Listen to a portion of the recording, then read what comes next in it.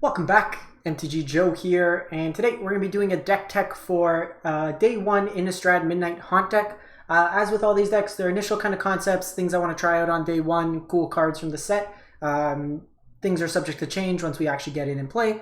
But what this deck is, it's a Dimir control deck, and it's built around one of the new cards that I really want to try in a control shell, and that is Gisa, Glorious Resurrector. So 4 mana, 4/4. If a creature an opponent controls would die, exile it instead.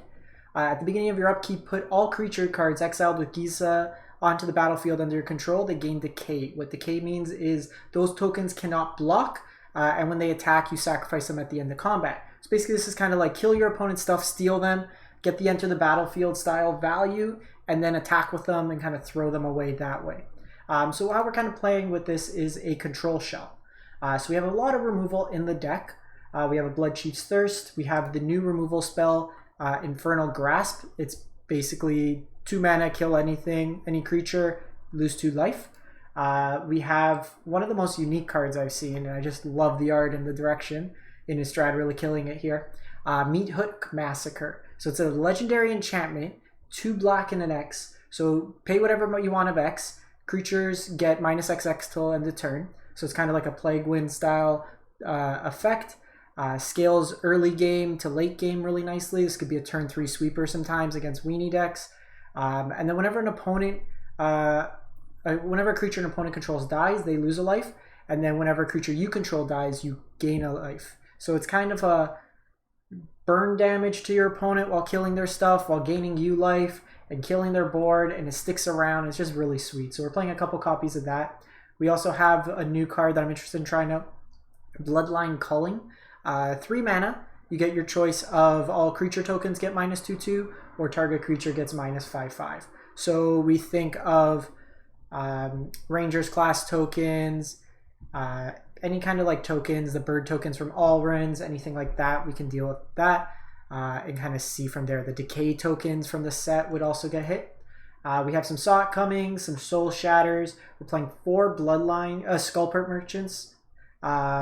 Skullport Merchant ramps us ahead and is just a good body to block. We do have some tokens that we can sack. So Gisa makes decayed tokens you can attack. Before the trigger goes to sack them, you can sack them with Skullport Merchant to draw cards. And then we have a new draw card, one of the best in a while, very much akin to Dig Through Time for those who played with that. And this is a 4 mana instant. You get to look at the top X cards of your library, where X is the amount of mana spent, put 2 of them into your hand. So it's a 4 mana, look at the top 4, put 2 into your hand. Then we have Flashback, we can cast from our graveyard. So 7 mana, look at 7 cards, put 2 into your hand. If there's taxing effects, anything like that, you also get the additional. So if they Thalia, if they Elite Spellbinder you, Redain, any of those taxes, you get to look through more of your deck. So you have the Gisas.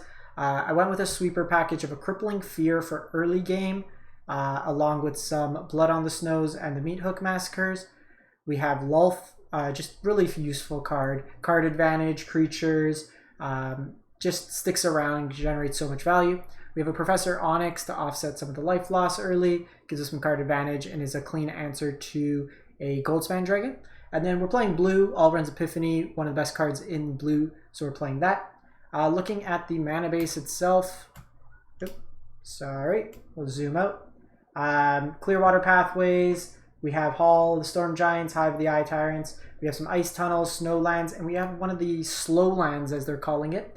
If it's your 3rd land onwards, it enters the battlefield untapped. So now we have a bunch of duels for the deck, some creature lands, and kind of go from there. Breakdown, it's mostly a black-based deck. We have a reasonable CMC in the deck, 3.9, given that some of our stuff's more expensive, but we're really looking to drag out the game. So that's going to be the deck. That's where I'm going to start off. Nice and quick. Let me know what you think. Got some requests. Want to see some tribal decks, but if you do have any ideas for other decks you'd like to see, drop a comment, and we'll try to get as many of these up before the set releases. Anyways, thanks for watching. Have a great one, and stay safe out there.